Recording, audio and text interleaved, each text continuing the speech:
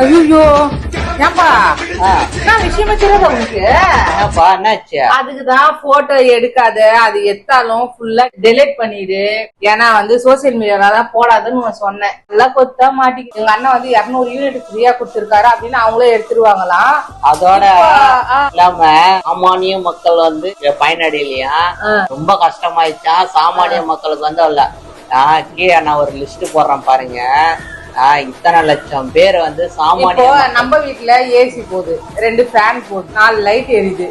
இத்தனைக்கா தண்ணி மோட்டரும் நம்ம இது பண்றோம், ஹீட்டரும் போட்டு நம்மளுக்கும் கரண்ட் பில் வருது. அது சின்ன ஒரு இஷ்யூவா இருக்கிறதுனால சில லட்சம் பேருக்கு மட்டும்தான் அந்த மாதிரி ஒரு கரண்ட் இஷ்யூ வந்திருக்கு. அது கம்ப்ளைண்ட் பண்ணா அது திருப்பி ரீ யூனிட் பண்ணி ரீகனெக்ட் கலெக்ட் பண்ணி அதுன்னு கொடுத்துருவாங்க.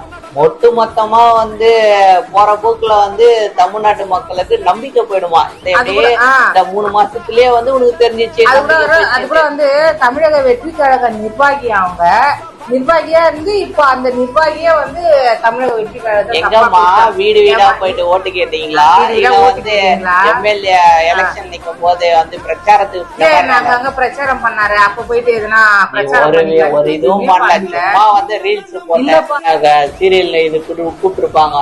உடனே ஓகே நம்ம இந்த மாதிரி சப்போர்ட் பண்ணாதான் சான்ஸ் கிடைக்கும் அப்படின்னு போற போக்குல சொல்லிட்டு போயிருது.